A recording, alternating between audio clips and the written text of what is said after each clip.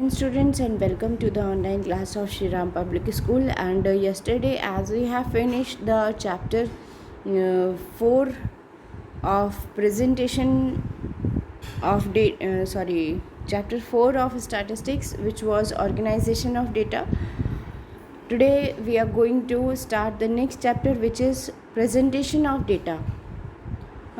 Presentation of data आज हम start करेंगे। और आज के वीडियो में मैं एक बेसिक इंट्रोडक्शन दूंगी चैप्टर का। भाई स्टैटिस्टिकल प्रोसेस में क्या प्रेजेंटेशन ऑफ डेटा का क्या इंपॉर्टेंस है, आज के वीडियो में सिर्फ इतना ही डिस्कस करेंगे हम। And from tomorrow we will start the formal reading और the basic reading of the chapter. तो presentation of data statistical series, जब आपने स्टैटिस्टिकल प्रोसेस जब आपने चैप्टर फर्स्ट और सेकंड में पढ़ा था, तो उसमें था सबसे पहले स्टेप था कलेक्शन ऑफ डेटा, जो हमने पढ़ा सेंसस और सैम्पल सर्वे मेथड या डायरेक्ट और इनडायरेक्ट इन्वेस्टिगेशन के थ्रू। ठीक है, आपने डेटा को कलेक्ट किया, फिर आपने नेक्स्ट स्टेप पढ़ा, सेकंड स्टेप जो कि था आपका, वो क्या था, ऑर्गेनाइजेशन ऑफ डेटा। वो जो कलेक्टेड डेटा है उसको किस तरह से सीरीज़ में आप ऑर्गेनाइज कर सकते हो, ठीक है, ताकि उसको एक लंबी इन्फॉर्मेशन को हम शॉर्ट अप करके और उसको किस तरह से ब्रीफली प्रेजेंट कर सकें। अब आ गया प्रेजेंटेशन, किस तरह से प्रेजेंट करना है ताकि जो स्टडी कर रहा है वो भी आसानी से उसके बेसिस पर कोई, उसके बिहाफ पर कोई कंक्लूजन निकाल सके, उसको ईज़िली अंडरस्टैंड कर सके, एज वेल एज उसके बेसिस पर एनालिसिस कर सके। और अगर स्टडी करने वाले यानी इन्वेस्टिगेटर के अलावा the person who is going to study that data, who is going to analyse that data, उसके अलावा भी कोई पर्सन है जो कि थर्ड पर्सन है, जिसको उन सब के बारे में कुछ भी नहीं पता, और वो भी अगर चाहता है कि वो इस डेटा को देखकर कोई कंक्लूजन निकाल ले, तो वो भी वो कंक्लूजन निकाल सके। तो इस तरह से हम किस तरह से उस डेटा को प्रेजेंट करें, यही हम इस चैप्टर में पढ़ने वाले हैं about the presentation of data. तो सबसे पहले meaning of presentation of data. Meaning देखिए, the presentation of data means exhibition of the data in such a clear and attractive manner that these are easily understood and analyse. मतलब presentation of data का मतलब है सिर्फ और सिर्फ इस तरह से डेटा को प्रेजेंट करना। एग्जिबिट करने का मतलब क्या, शो करना, प्रेजेंट करना। ठीक है, डेटा को इस तरह से एग्जिबिट करना, या फिर कह लीजिए डेटा को इस तरह से शो करना कि वो एकदम क्लियर और अट्रैक्टिव मैनर में हो, अट्रैक्ट भी करे सामने वाले को, पढ़ने का मन करे। अगर आप उसको थर्ड पर्सन को दे रहे हो कि भाई देखो मैंने ये सर्वे किया है, ये रिज़ल्ट आया है, तो अगला बंदा इंटरेस्टेड हो उसको समझने के लिए। ठीक है, and these are easily understood and analysed. और क्या हो कि वो डेटा को आपने अच्छे अट्रैक्टिव मैनर से प्रेजेंट भी किया। अट्रैक्टिव में यहाँ फूल पत्तियों से मतलब नहीं है, कोई डिज़ाइन नहीं बनाना है।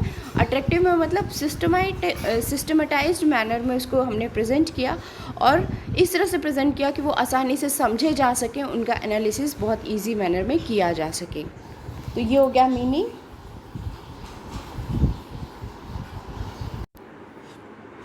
यस, देन नेक्स्ट है आपका नेक्स्ट टॉपिक जो है forms of presentation of data.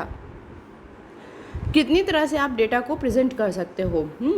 तो presentation of data can be done in two manner, या तो टेक्सचुअल मैनर में या टैबुलर मैनर में। टेक्सचुअल प्रेजेंटेशन क्या होती है, data are a part of the text of study और a part of the subject matter of the study. यानी वो डेटा जो कि टेक्स्ट में हम प्रेजेंट कर रहे हैं, टेक्सचुअल फॉर्म में प्रेजेंट कर रहे हैं सेंटेंसेस बनाकर, ठीक है, या फिर उसको सब्जेक्ट मैटर जो भी हम स्टडी कर रहे हैं उसमें हमने, उस स्टडी में ही हमने उस डेटा को इंक्लूड कर दिया है ना। कि आज हम एक सर्वे किए, एग्जांपल दे रही हूँ मैं, कि आज हमने एक सर्वे किया एंड क्लास 11th पर एक सर्वे किया जिसमें कि 50 बच्चे थे। उन 50 बच्चों में से हमने पाया कि 10 बच्चे जो थे वो उनकी हाइट ये थी, आगे 20 बच्चों की हाइट इतनी थी, और 30 बच्चों की हाइट, बाकी के 30 बच्चों की हाइट जो थी वो इतनी थी। इस तरीके के हम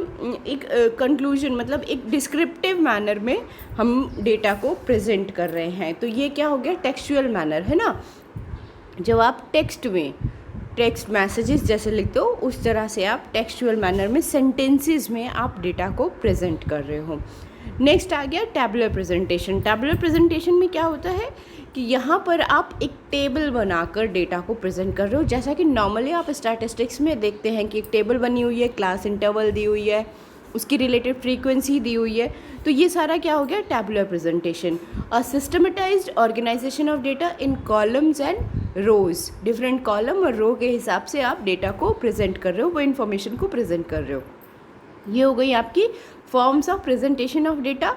कल के वीडियो से हम स्टार्टअप करेंगे टेक्सचुअल प्रेजेंटेशन। सूटेबिलिटी कहाँ है, क्या ड्रॉबैक्स हैं, क्या यूज़फुलनेस है इसकी, ये चीज़ें आ गई।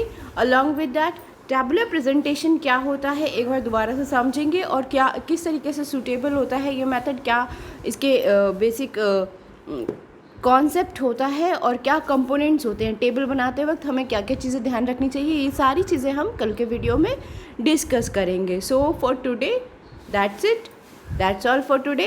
And one more thing students, as homework assignment you have to complete your previous chapter's work which I have given you yesterday in yesterday's video.